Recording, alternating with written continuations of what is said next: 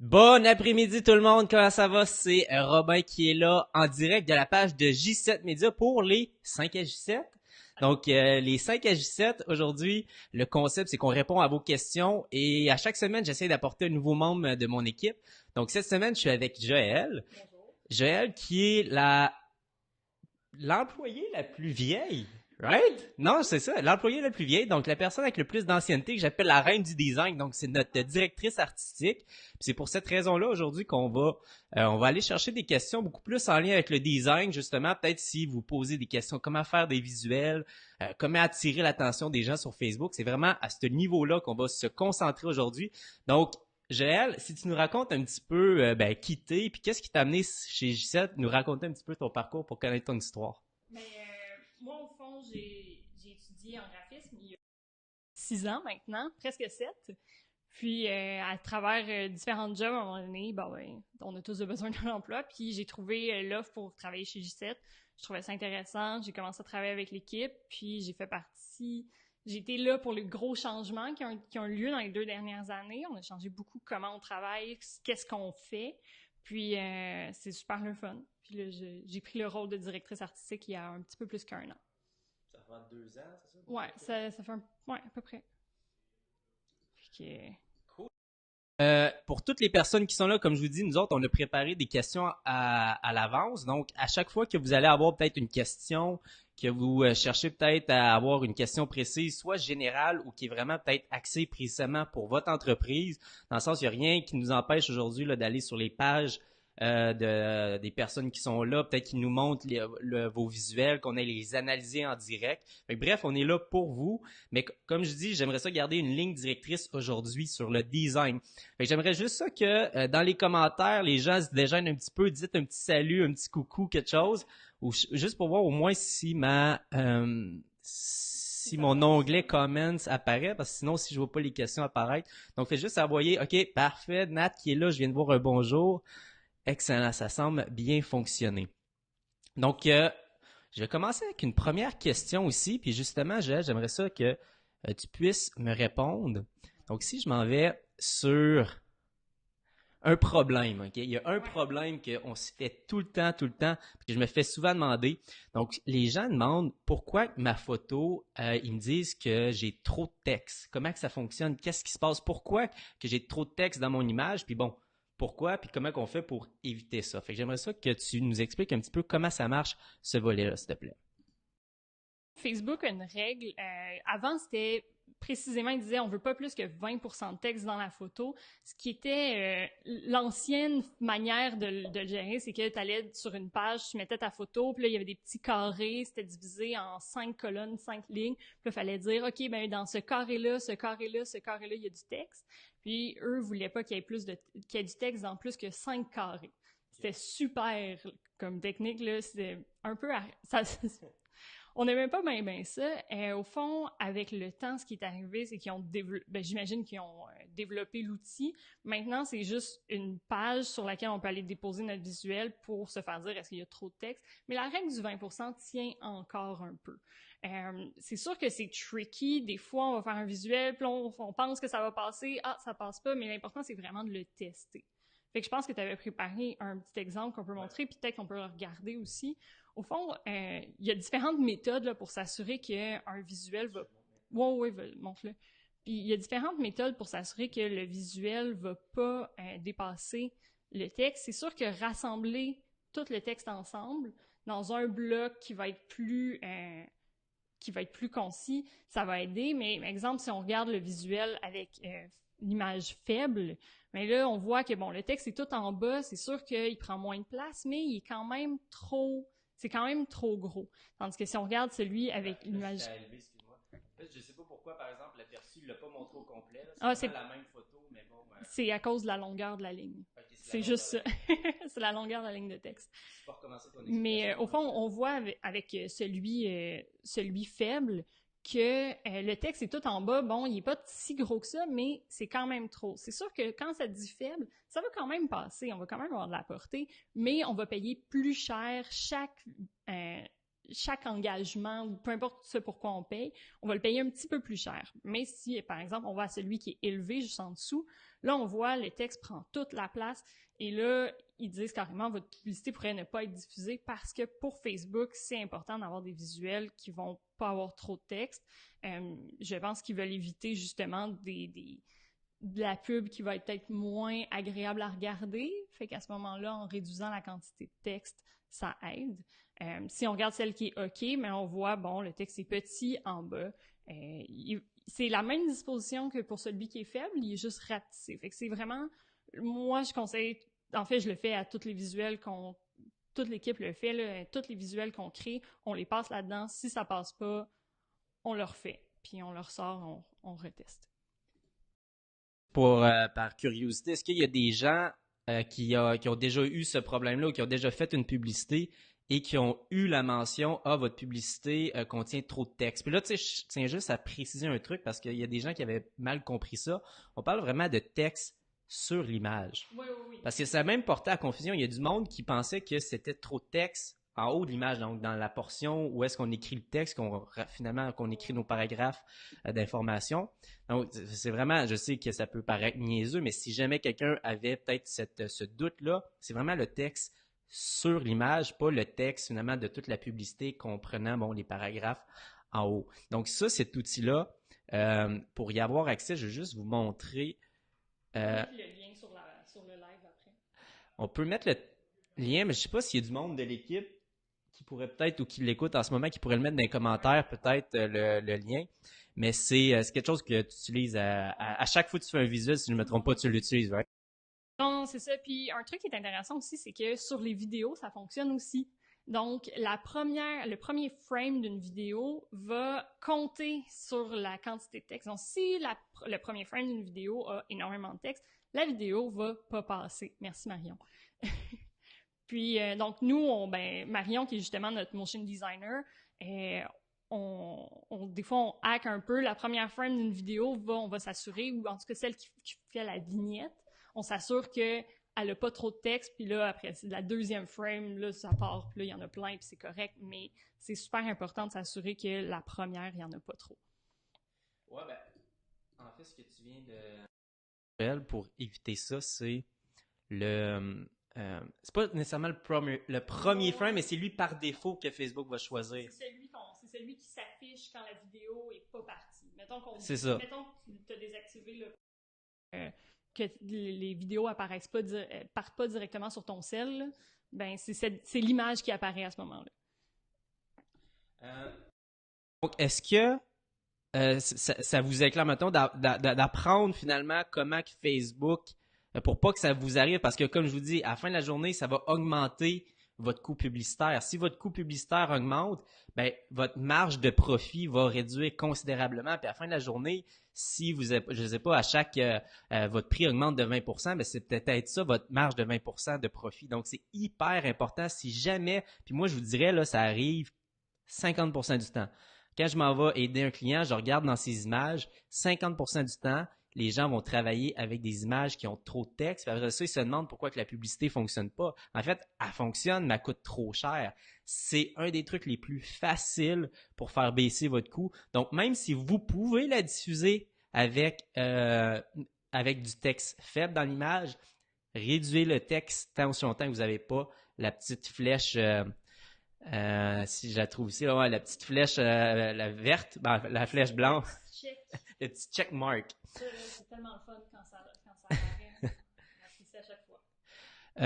Ou sur quoi va-t-on le vérifier? Donc, Chantal, dans les commentaires, il y a Marion puis il y a Jour 7 qui a... un peu chier que ce soit ça. Fait que je pense peut-être mieux que ce soit Marion qui réponde aux commentaires. Vous pouvez aller voir le commentaire de Marion qui a posté le lien. Est-ce que il y a Jason qui dit, je vais le mettre, je vais réduire ça ici, puis je vais nous remettre en plein écran, ça sera pas long. Ah non, je suis multitâche aujourd'hui, je nous remets là je mets le commentaire. Boum. Est-ce que d'ajouter des prix promotionnels de produits en particulier est une bonne technique? Y a-t-il des pénalités reliées au coût si on met un prix sur un produit dans le visuel? Est-ce que préférable d'ajouter le produit en le taguant? Toutefois, les gens voient moins la promotion au premier coup d'œil. Ça n'a vraiment pas d'impact. L'important, c'est vraiment de créer une publicité avec. Il ne faut pas que le prix soit trop gros. Si le prix est trop gros puis que ça dépasse le 20% de texte ou peu importe le pourcentage que Facebook utilise maintenant, à ce moment-là, oui, ça passera pas, mais il n'y a pas de pénalité par rapport à qu'est-ce qu'on met sur le contenu, à part pour certains sujets, bon, l'alcool, je pense que le tabac, Facebook est assez rough là-dessus, là. Mais à part si vous êtes en train de pas suivre les règles de conduite de Facebook, il n'y a vraiment pas de pénalité. Juste une chose pour répondre à ta question, Jason. Je trouve juste de façon stratégique de mettre le prix d'un produit. Si c'est ça le premier argument, c'est le prix. Sur Facebook, ce qu'il ne faut pas oublier, Facebook, c'est une plateforme de découverte. OK? Donc, les gens, avant de s'intéresser à un prix, ils veulent s'intéresser à pourquoi que ce produit-là va m'être utile. Tu me suis? Ouais. Fait que si moi, la première chose que tu me vends ou que tu me proposes, c'est le prix, puis que je ne sais pas en quoi ton produit va m'aider, ben ça va être très, très, très difficile à travers le temps, d'être profitable parce que ton compétiteur, du jour au lendemain, il va descendre de une pièce de moins. Là, vous allez commencer à vous battre sur des guerres de prix. Puis je te dis, se battre sur des guerres de prix, c'est la pire place, la pire positionnement que tu pourrais avoir parce que c'est pas là que tu vas être gagnant. Donc, moi, je te dirais, parle pas de prix au départ. Facebook, c'est une plateforme de découverte. Fais juste m'expliquer pourquoi que ton produit ou ton service est une bonne raison ou c'est je devrais travailler avec toi. À partir de ce moment-là, une fois que je t'ai intéressé, dans un deuxième ou sur ton site internet ou par Messenger, là, parle-moi du prix. Mais partir agressivement sur le prix, c'est une mauvaise stratégie. Puis comme je dis tout le temps, Facebook, c'est un 5 à 7. Facebook, c'est un 5 à 7. Personne se lève le matin, s'en va sur Facebook avec sa carte de crédit puis s'en va magasiner. Donc, on n'est pas dans un centre d'achat. Donc, pour respecter l'essence de la plateforme, jamais, jamais, jamais je parlerai de prix. En tout cas, du moins, si notre personne nous a pas vu au moins 2, 3, 4 fois, je ne mettrais pas de prix puis ça serait vraiment juste en fin de cycle de vente. Je ne sais pas si je suis rentré un petit peu trop stratégique dans ça, mais c'est important de respecter cette règle-là, pas approcher les gens avec le prix, Jason. Si je prends ça, bon. Donc, merci de ta question. S'il y a d'autres personnes qui ont des questions, justement, dans des situations spécifiques, ça va nous faire plaisir de vous répondre. Donc, continuez à envoyer des questions. C'est assez cool de pouvoir vous aider en direct. C'est pour ça, justement, qu'on fait des directs. Donc, si on va aller sur une question un petit peu plus élaborée, je vais juste la sortir ici on a sorti quand même plusieurs exemples. Donc, c'est une question que je me suis fait poser comme vraiment souvent, mais que bon, il n'y a pas vraiment juste une réponse. Donc, on va vous donner plusieurs réponses possibles. La fameuse question, comment faire pour que les gens cliquent plus sur ma photo? Parce qu'à la fin de la journée, on s'entend dessus, si personne clique sur notre pub, ben, on sera pas capable de vendre quoi que ce soit. Fait que tout commence, le but d'une publicité, c'est d'aller chercher plus de clics. Si personne clique, donc le but de votre pub, générer des clics. That's it, that's all. Donc la question, comment faire pour que les gens cliquent plus sur ma photo? Si tu avais, toi, ton conseil préféré dans tout ce qu'on a dit, dans tout ce qu'on a sorti dans notre brainstorm, Joël, tu dirais quoi? On a sorti quand même pas mal de trucs. C'est sûr que moi, ce que je pense, c'est que donner un bon visuel. Ouais, c'est la tienne. Non, ben, on est en 5 à 7. Excuse-moi, je vais te donner le micro. Merci. Mais au fond, moi, je pense que respecter son propre branding, c'est ultra important. Parce que des fois, c'est ce qui fait que la personne, surtout si elle connaît ta page, c'est ce qui fait qu'elle va arrêter. Parce que maintenant, moi, sur mon fil Facebook, je suis la page de ton petit loup. Beaucoup de monde connaissent la boutique, c'est super cute, ils ont plein de beaux linges, c'est merveilleux. Mais il y a une facture visuelle qui revient à chaque fois. Mais quand je suis en train de scroller, puis que je reconnais la facture visuelle de ton petit look, là, je fais comme, ah ouais, ok, c'est eux, je veux voir qu'est-ce qu'ils ont posté. Même chose pour... C'est quoi ton petit look? C'est une boutique de vêtements qui est à Montréal. Puis ils ont plein de trucs super cute. C'est très trendy, très un peu vintage. Okay. C'est à la mode chez les milléniaux. Okay. Sinon, sinon, c'est sûr qu'il faut que tu accroches l'œil à la personne. Donc là, il y a plein de techniques visuelles qu'on peut aller chercher, créer du contraste, aller se demander, bon, qu'est-ce qui apparaît sur le fil des gens? Comment est-ce que je peux créer du contraste par rapport à qu'est-ce qu'ils vont voir? Est-ce qu'on veut essayer une photo d'une personne, si on sait que les gens réagissent beaucoup, surtout si on a parlé d'un brand personnel, si c'est, par exemple, Robin, quand on fait des visuels pour sa page, on l'a testé, Robin est toujours dessus. Parce que son brand, c'est lui, puis pour l'instant, on n'a pas encore atteint un point où on peut faire des visuels puis qui vont bien fonctionner où il n'est pas là. C'est toujours ça. Parce que, bon, c'est comme ça que le brand fonctionne pour l'instant. C'est un peu dans le même principe que sur certaines, mettons, sur des magazines, si le magazine est lié à une personnalité publique, il y a toujours la face de la personne dessus. Donc, il y aurait ça, utiliser des humains. C'est sûr que utiliser... Les réseaux sociaux, tu sais, je veux dire. Oh, oui. Humain, exactement. Humain, ça fait partie du... L'humour aussi peut fonctionner. Donc là, si on décide d'aller avec une idée un peu humoristique, ben est-ce qu'on peut avoir un visuel qui va fitter avec ça? Tu sais, on en parlait tantôt. Les chiens, les chats, les bébés, ça fonctionne. Si c'est un bébé chat, c'est comme fois 2. Les gens tripent sur les chatons. Fait que ça, c'est toutes sortes de choses. C'est sûr que je vous dis pas de mettre des chatons si vous vendez des pneus, mais il peut y avoir une manière de le faire qui peut être le fun, pareil. On avait sorti un exemple. Hein? Oui, on avait sorti un exemple. Veux-tu le montrer ou tu veux continuer? Je pense qu'on peut le montrer, oui. Okay, soyez prêts. Là. Soyez prêts, je vais sortir l'exemple, ce sera pas trop long. C'est merveilleux. Boom. Hein? Un chien, ça fonctionne. C'est cute. Tu vois ça, tu fais comme un chien qui se cache en dessous d'une couverte. C'est beaucoup dans ça. Puis il y a aussi que il faut aussi penser à qu'est-ce que les gens sont habitués de voir de notre page. On a déjà créé des visuels pour des pages qui étaient très design, très cool, très bien faits.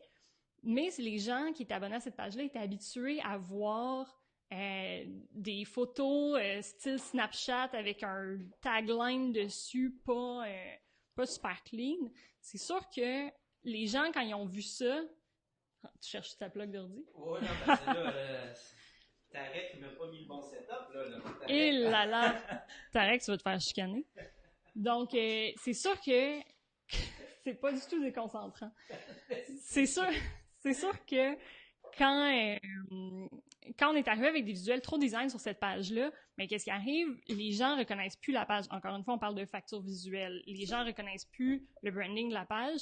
Donc, moi, si vous êtes habitué de faire des visuels avec votre cell, puis de juste rajouter un tagline dessus dans les photos, dans l'outil photo de Facebook, c'est correct aussi. Il faut juste s'assurer qu'on présente bien le produit.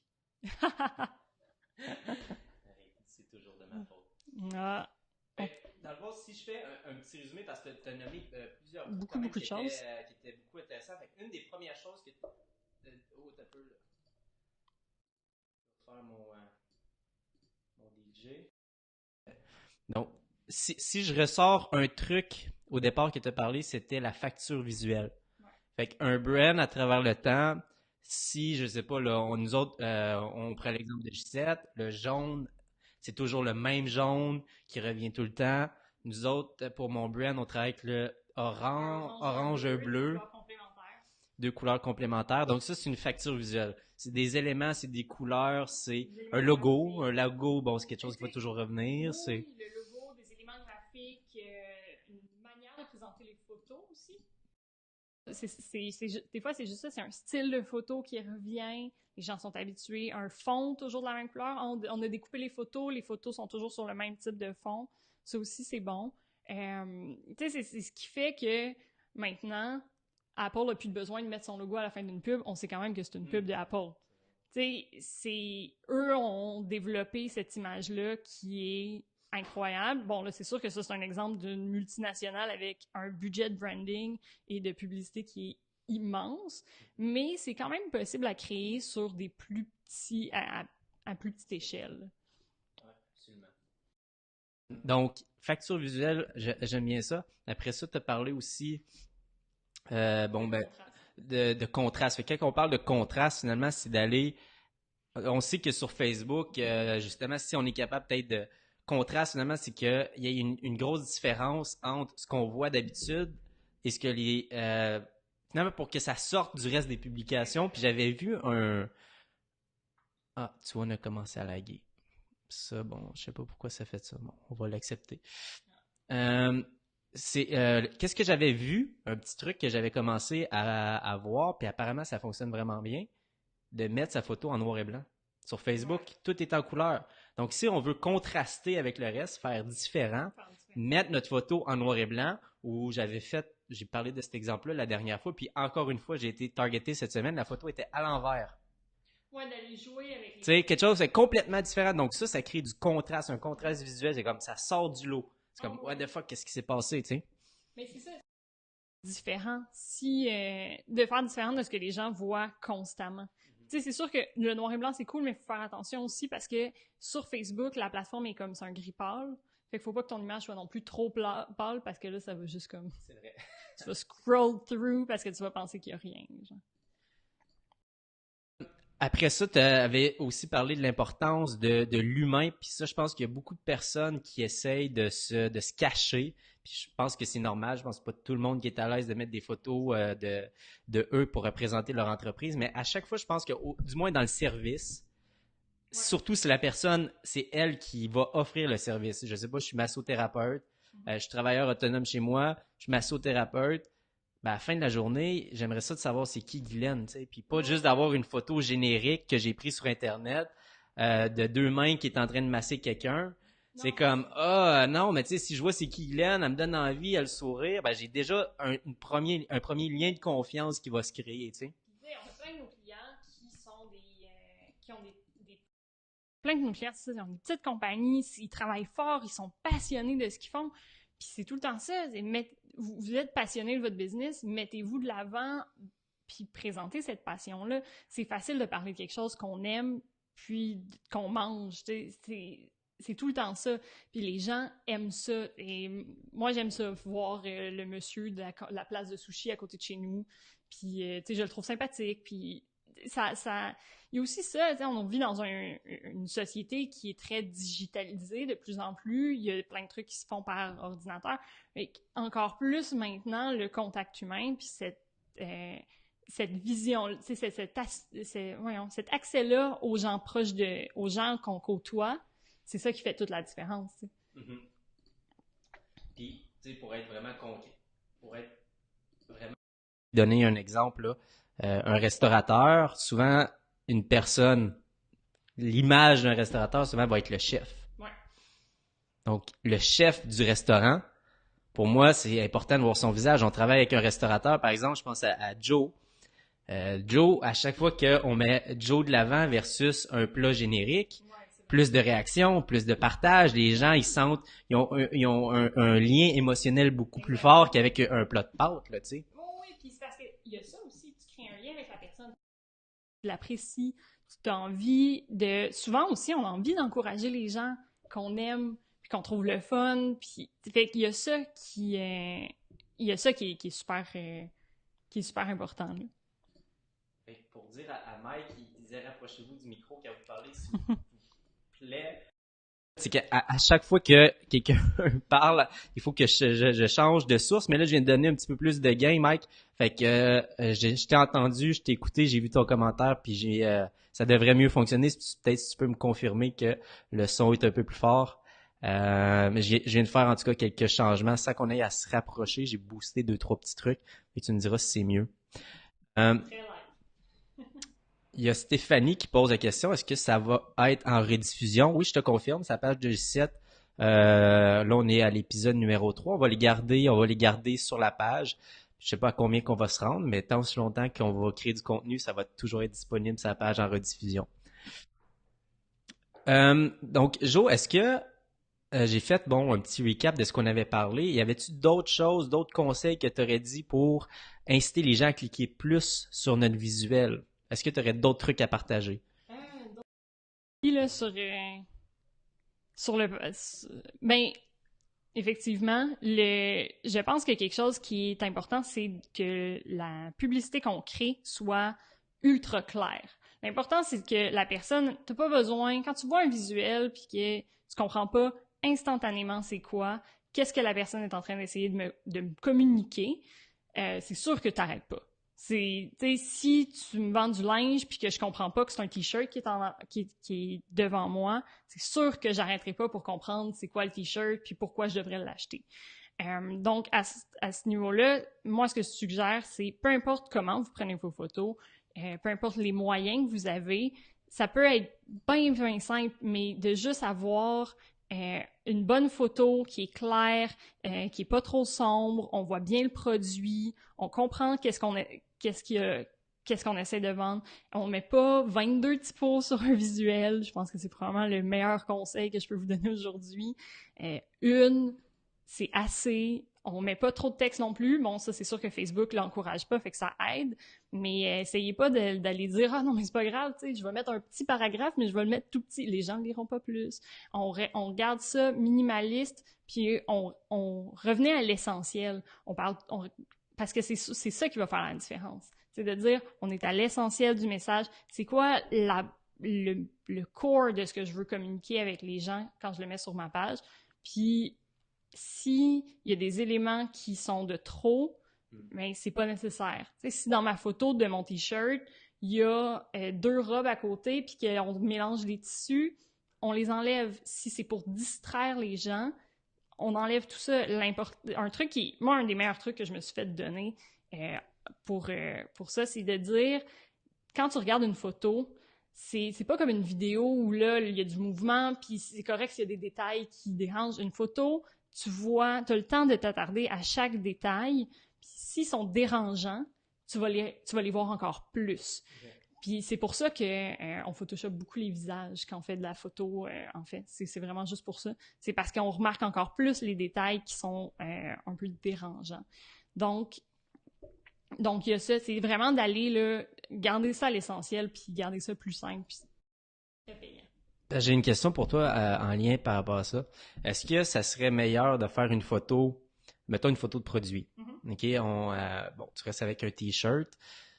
Je te pose la question, on l'avait pas prévu, mais est-ce que c'est mieux de faire une photo, selon toi, fond blanc ou utiliser une espèce de contexte, un environnement qui va mettre aussi le produit de l'avant? Parce que si, mettons, j'écoute ton conseil, ça serait comme, ben, je serais mieux de le faire sur un fond blanc puis il y a juste le t-shirt ou j'ai le contexte. Qu'est-ce que tu penses de ça? Moi, je pense que question, en fait. Puis je pense qu'il n'y a pas de bonne réponse, dans le sens que ça dépend du brand, ça dépend comment est-ce qu'on market le produit, mais c'est sûr que si c'est juste, mettons, on regarde l'exemple du t-shirt, mais tu sais, c'est sûr que si on a un mannequin pour mettre sur pour le tenir, ben là, on va mieux comprendre que c'est un t-shirt. L'important, c'est de bien voir la forme. Si c'est des pâtes, c'est pas intéressant un plat de pâtes mou avec la sauce tout en... Tu sais, une fois que c'est tout mélangé, puis si tu coupes ton spaghetti, c'est pas beau un plat de spaghetti tout coupé. Non, tu veux la spaghetti sur le bien propre avec la sauce sur le dessus. Tu veux une présentation qui est plus clean. Puis à ce moment-là, là, on va mieux voir, ah oui, c'est un spaghetti, puis il a l'air bon. Tandis que s'il est tout mélangé, puis pour moi, c'est pas une question de faites tout sur fond blanc ou faites tout dans un vrai contexte. Ça dépend de ce qu'on veut, ça dépend de ce qu'on veut dégager aussi. Un fond blanc, mais ou un fond neutre, ça peut être ça fait très clean, ça fait très classe. Mais un fond, mettons, t'as un mannequin avec un fond, tu sais, un peu plus lifestyle, mais ça amène aussi quelque chose qui est intéressant parce que justement, tu vois le produit dans la vraie vie. Puis je pense que dans les deux cas, il y a du positif. C'est honnêtement, comme tu le dis souvent par rapport à la pub, moi je le testerais. On l'essaye, on voit qu'est-ce qui fonctionne le mieux, puis aussi on voit qu'est-ce qui fonctionne le mieux avec nous. Tu sais, si ton brand ça marche mieux quand c'est sur fond blanc, parce que tu te dis ah ça marche mieux avec mon logo, puis ben tu fais sur fond blanc. Il n'y a pas 22 méthodes.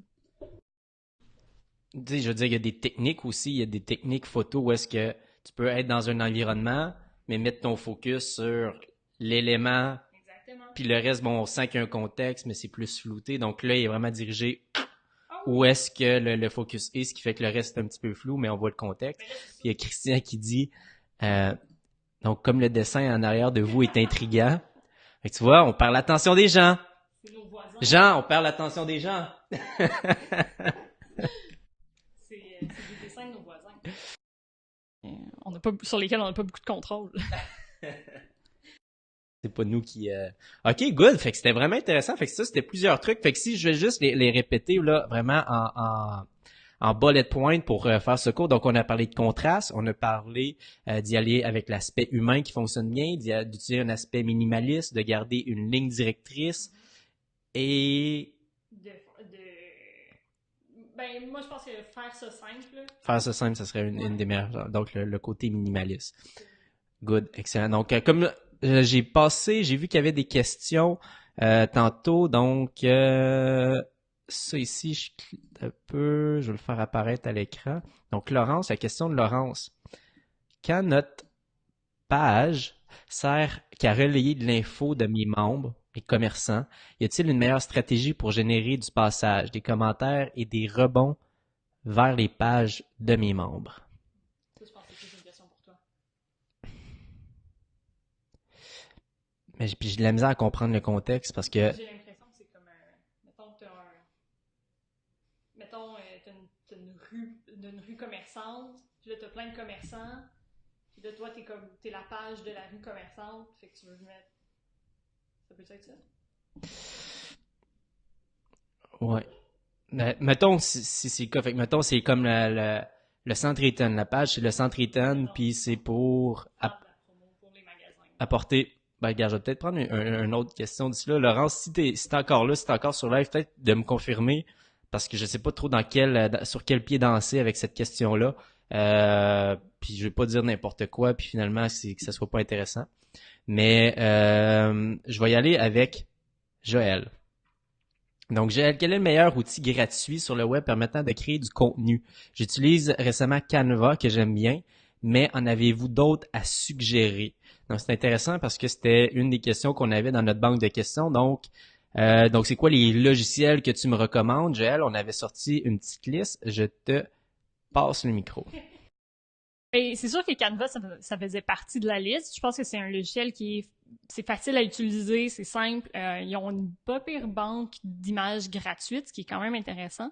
Mais sinon, on avait aussi, j'ai découvert en fait cette semaine Crello, Crello, qui est de ce que j'ai vu dans les commentaires, parce qu'on s'entend, moi j'utilise pas ces outils-là, j'utilise Photoshop. Mais Crello, ce que j'ai compris, ils ont plus d'images gratuites. Puis, ils ont plus de matériel graphique comme préfet. Donc, je pense que ça, c'est quand même... Ça peut être... On va le sortir. Ça peut être quand même intéressant comme outil pour les gens qui ne connaissent pas Photoshop. Parce que c'est sûr que c'est ça. Moi, je suis une puriste. C'est ma job. Je vais jamais aller sur... Je travaille avec des outils les plus avancés, mais pour les gens qui... c'est tellement compliqué, là. Je pense que ça, c'est parfait. Fait que, il y aurait Crello. Sinon, pour trouver des images gratuites, il y aurait Pixabay, qu'on avait parlé aussi, qui est pas pire. Moi, j'aime beaucoup Unsplash pour de l'image gratuite. Donc, ça, c'est des... Ouais, ça, c'est des logiciels. C'est des Photoshop gratuits.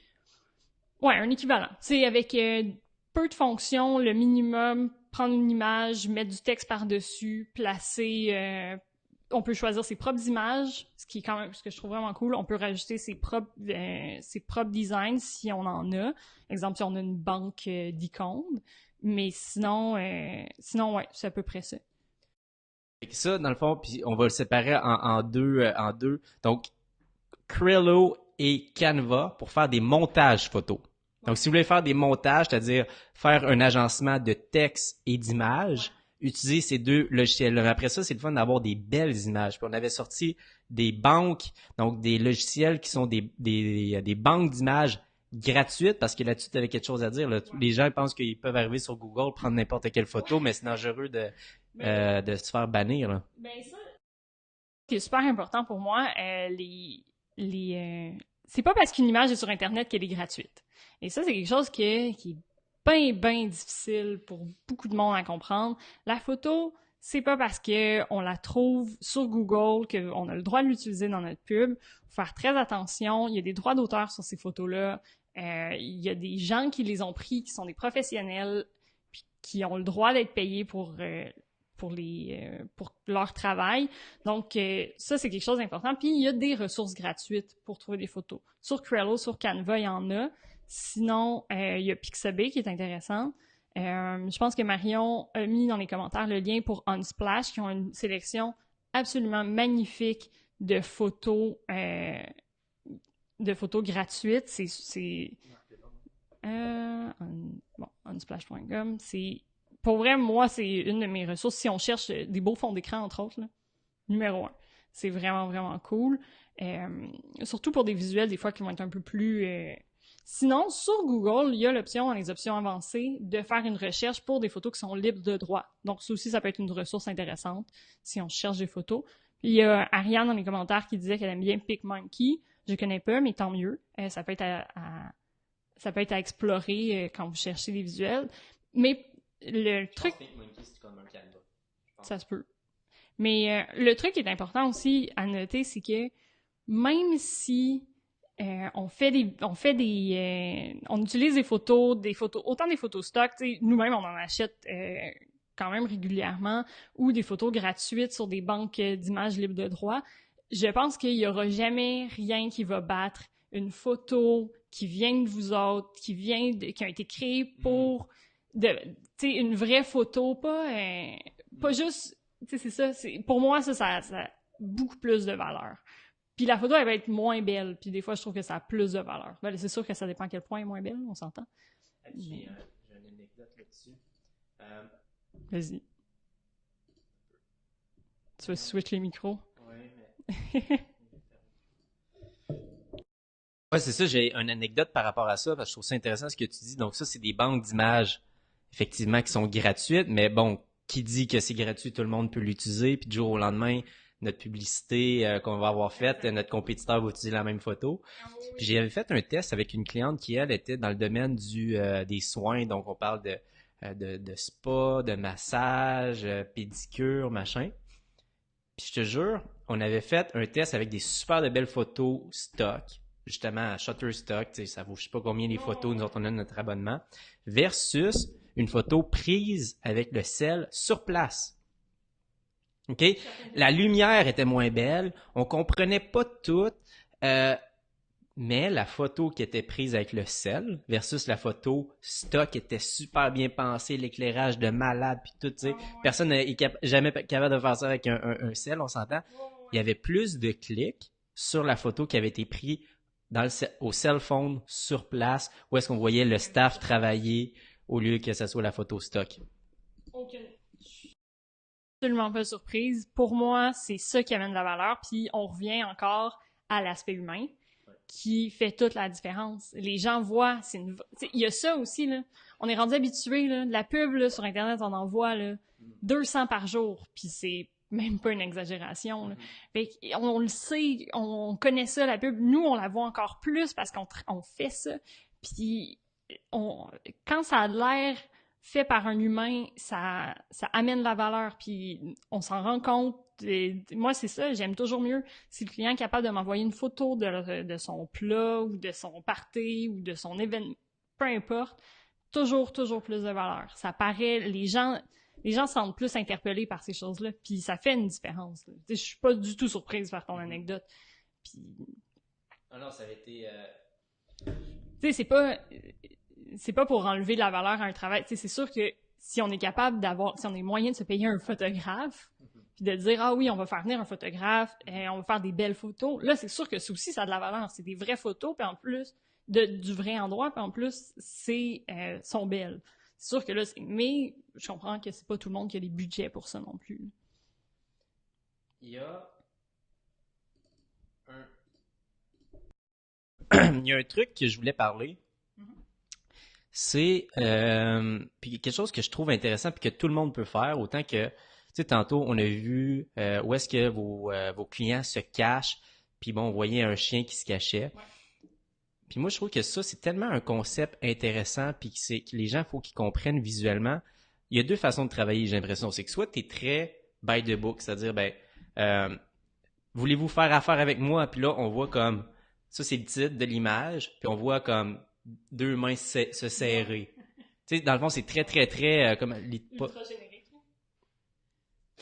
Mais, tu sais, il n'y a aucune créativité. La première chose qui te vient en tête, dire, regarde, faites affaire avec moi, qu'est-ce qu'on pourrait présenter?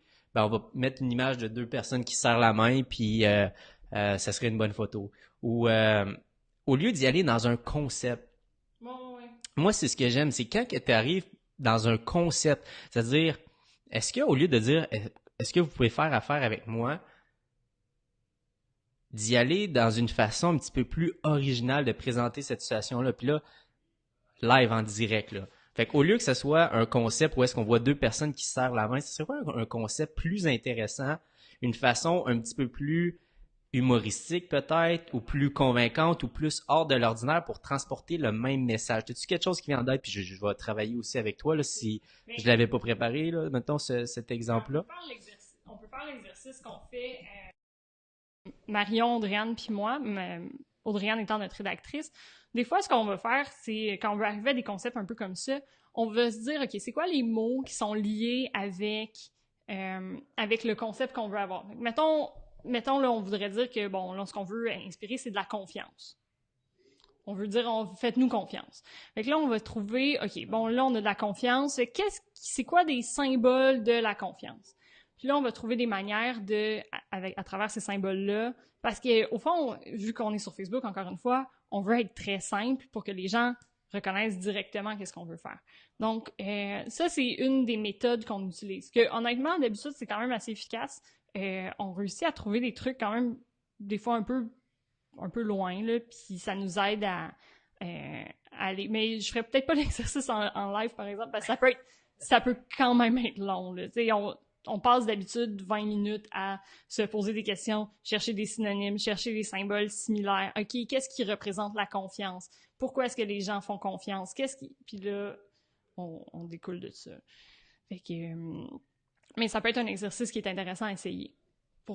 Mais tu sais, au fond, c'est juste des trucs de créativité, là. C'est d'essayer de trouver des bonnes idées. C'est quoi la bonne idée qui va représenter le concept que je veux faire? Là, à ce moment-là, ça, c'est de la pub, là.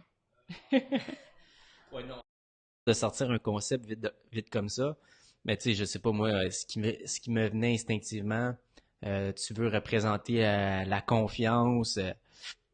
Moi, j'aime bien ça, des fois, utiliser je sais pas si on a le droit, mais tu sais, peut-être des fois des icônes. Je sais que dans le temps, on utilisait Des mimes. soit des memes ou on avait utilisé des références à certains films, là, tu sais, des moments dans un film. Qu'est-ce qu'on avait fait avec Ouais, mais tu sais, c'était comme des allusions. des fois Je me souviens plus exactement des c'était fois quoi, malheureusement, là. surtout pour des trucs, ben, on l'a fait une couple de fois pour des choses qui nécessitaient de parler à une jeune clientèle. On le fait, ce qu'on essayait, c'était on allait vraiment dans la culture populaire, là, des références à Bob l'éponge, des choses comme ça. Là, d'habitude, ça fonctionne quand même assez bien parce que bon, mais c'est des références à Bob l'éponge, là, tout le monde fait comme, tout le monde, ben, en tout cas, les gens de mon âge comprennent ça. Euh, Puis des blagues, blagues de Back to the Future, des choses comme ça. Ça c'est l'endroit où, bon, tu vois, ça c'est intéressant parce que c'est des choses qui ont un copyright, on n'a pas le droit de les utiliser, mais là c'est un meme, on va utiliser des référents qui parlent de ça. C'est sûr qu'on essaie de pas utiliser des images tirées directement des films, mais là en même temps on veut faire référence directement. C'est la partie. C'est ça, c'est semi-gris. Il y a Nat qui nous... Il y a Nat Raph qui nous présente un petit peu ici son expérience. J'ai effectivement remarqué que les clics sont plus nombreux qu'assez dans notre magasin, fait probablement qu'il y a pignon sur rue. Comme j'ai compris, on vend de l'émotion. Je pense que c'est une super de bonne façon de résumer les trucs. Clairement, je dis tout le temps ça. Si vous êtes capable de vendre une émotion, une expérience, une idée, un rire, inspiration, des pleurs, peu importe, tu sais, juste de transmettre une émotion au lieu de transmettre quelque chose qui va être plate, puis c'est ça les visuels. C'est pour ça que j'essayais de trouver un espèce de deuxième degré, un truc le fun, parce que tout le temps ça, c'est plus deux personnes qui se serrent la main, t'as aucune émotion dans ça. Si tu fais une référence à un film, puis je sais pas, je pense que c'était Pursuit to Happiness.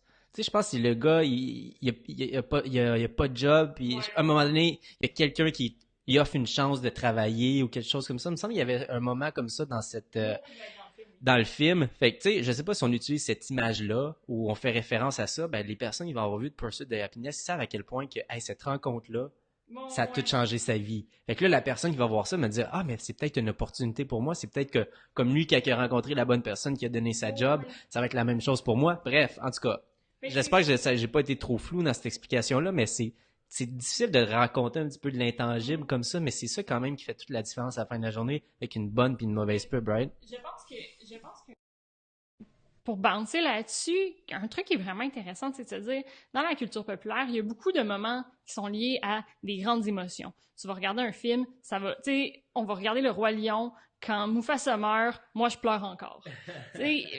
Non, mais c'est ça, fait que ça, c'est lié à une grande émotion. Fait que là, un magasin, tu sais ça, va dire, on sent comme quand Mufasa est mort parce qu'on a sold out tous nos t-shirts, pour revenir avec l'exemple du t-shirt, mais là, automatiquement, je vais être comme, oh mon Dieu, je vais être capable de...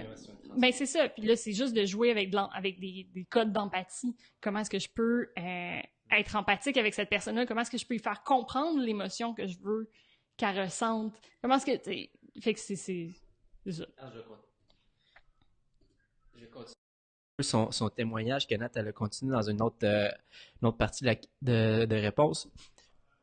Nous avons une friperie, nous avons mis en ligne une mannequin de plastique pas de tête appelée Juliette. Ce mannequin se promène avec nos kits et fait des sorties dans notre ville. Donc, notre Juliette commence à se faire connaître. On parle pas de notre magasin. On met en ligne notre mannequin. Par exemple, cette semaine, elle était chez une coiffeuse. Fait qu'elle, finalement, Nat, elle raconte une histoire. Elle a créé une façon, finalement, de personnifier une espèce de mascotte. Finalement, c'est un petit peu ça que je crois comprendre, qui représente l'entreprise. Fait que je pense que c'est une façon justement très, très créative, encore une fois, de publier ses réseaux sociaux. Puis c'est une super bonne idée quand on parle de visuel, de mettre Juliette versus la boutique, la friperie. Très, très, très intéressant. Storytelling.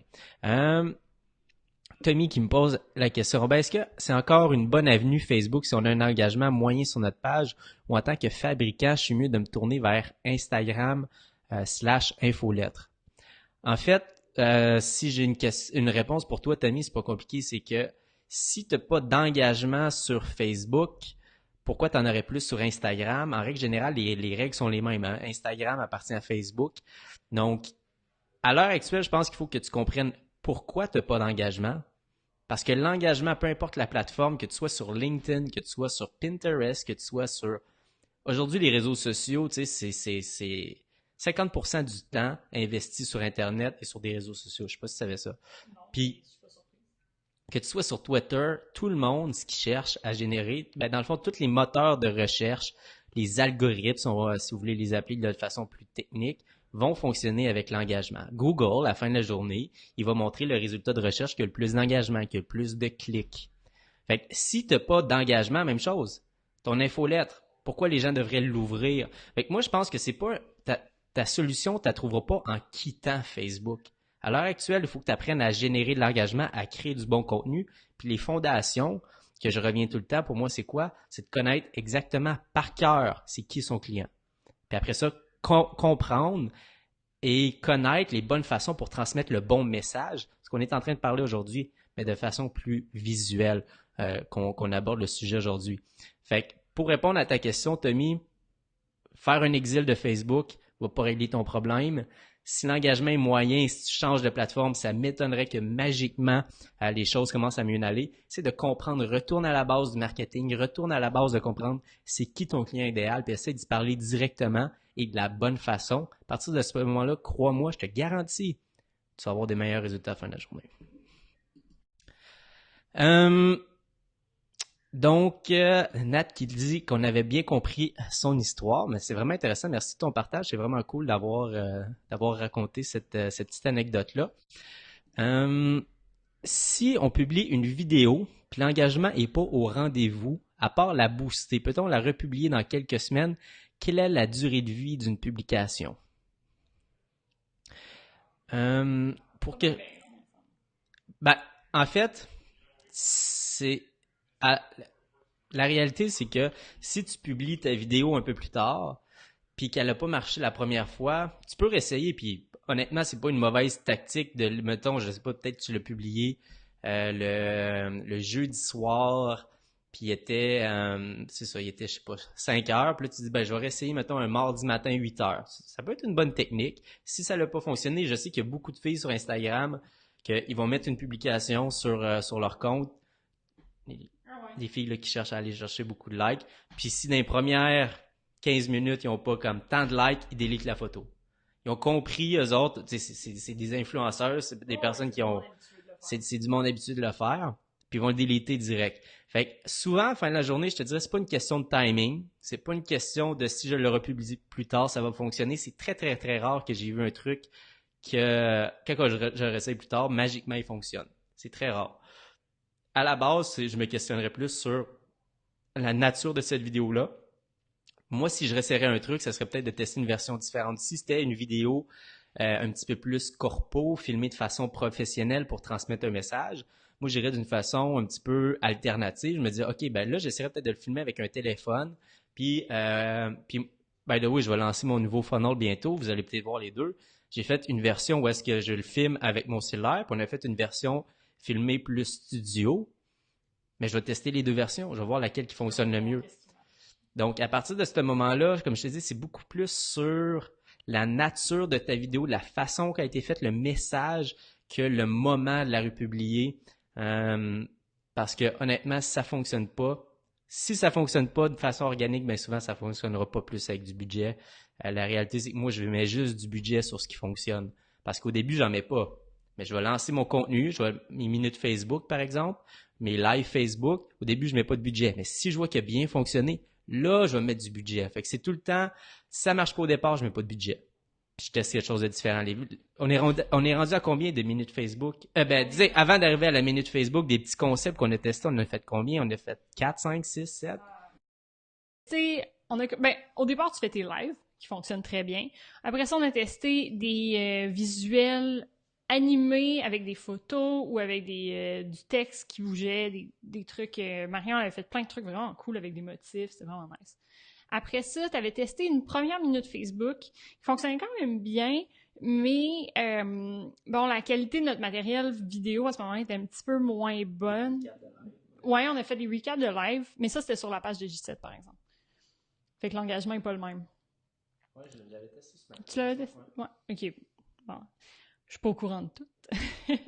Mais après ça, puis là, les minutes Facebook, quand on avait fait les vidéos, les cours visuels, au fond, on avait trouvé des concepts, on utilisait beaucoup des métaphores que Robin dit quand on écoute, tu sais, on est dans le même bureau, fait qu'on entend ses consultations, on entend les vidéos qu'il fait. Fait que là, on utilisait les métaphores qu'il utilise pour créer des petits concepts, des petits trucs un peu drôles. Ça avait fonctionné quand même un peu, mais pas tant que ça. Puis là, on est arrivé aux minutes Facebook, puis là, on a fait une première version avec les 4 premiers épisodes. Bon, la qualité était pas là, mais le contenu était bon, ça avait quand même bien fonctionné, fait que t'avais décidé de continuer. Deuxième version qui était... Là, on a upgradé notre matériel vidéo, puis là, on a vu, oh, OK, grosse différence. Et là, la nouvelle... Puis là, c'est là que t'as testé, t'es allé plus loin. Ça, c'est vraiment... le jump cut avec beaucoup de plus funny, ouais, c'était vraiment... Là, on est arrivé comme... Mais au fond, c'est toujours ça, là. Moi, c'est un peu ça que j'ai pour répondre. Tu sais, bon, c'est une longue réponse à ta question. Mais j'ai testé 8, 9, 10, 11, 12 fois avant d'arriver à peu près à une formule qui fonctionne. Puis même quand j'ai une formule qui fonctionne, elle fonctionne pas égale. Puis elle fonctionne pas toujours égale. Fait que tu sais, là, la version OK avec humour, mais là, ça sera pas tous les épisodes. Mais à chaque fois, j'essaie de rajouter une couche de plus pour tout le temps pousser la machine puis que ça fonctionne de mieux en mieux. Fait que je suis tout le temps en mode test. Fait que si ça fonctionne pas, je me décourage pas. Je suis comme bon, mais parfait, c'est pas plus grave.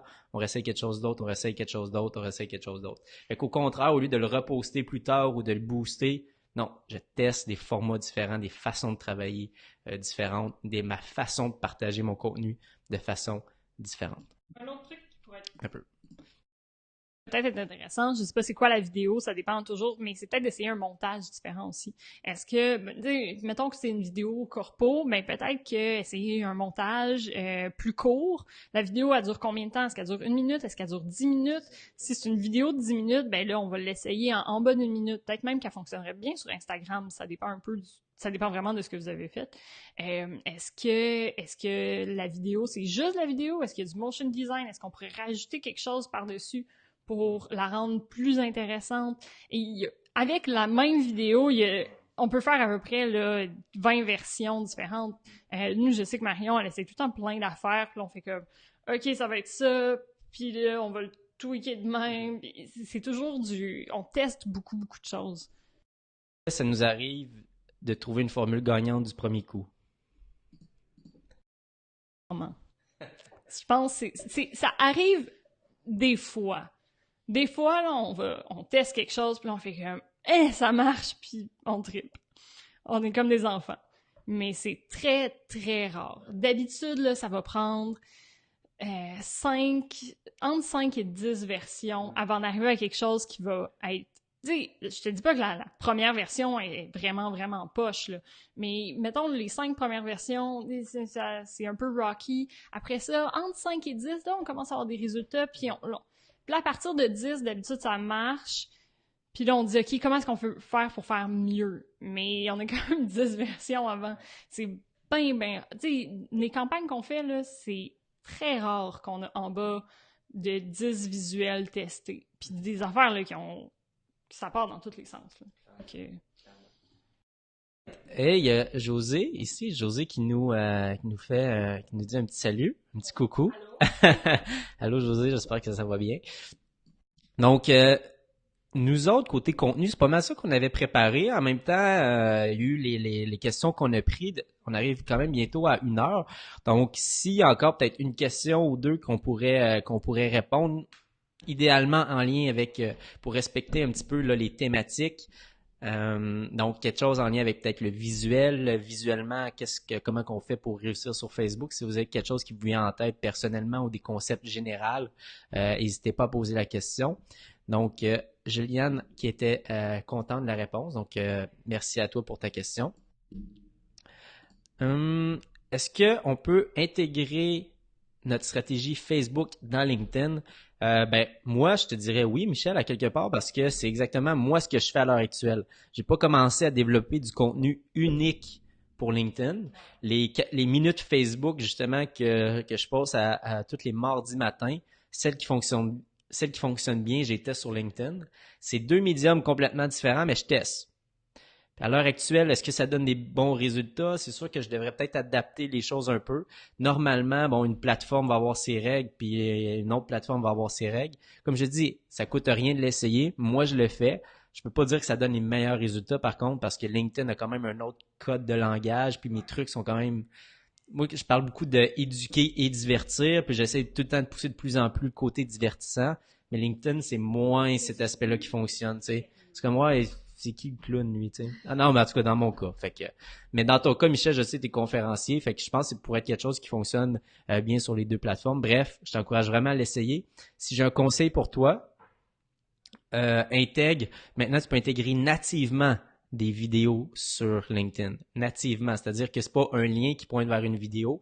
Tu prends ta vidéo, tu la mets directement dans LinkedIn, puis LinkedIn va te donner une portée de malade. Donc ça, je t'encourage vraiment à tester ça. Si tu veux aller chercher beaucoup de visibilité sur LinkedIn gratuitement, en ce moment, il y a un gros boost de visibilité. Donc, merci pour vos questions. Merci d'avoir été là. On était une gang quand même. Saluez A-Rod de ma part. Bon, mais parfait. A-Rod, il y a Louis qui dit salut. On va sans faute y faire le message, ça c'est sûr.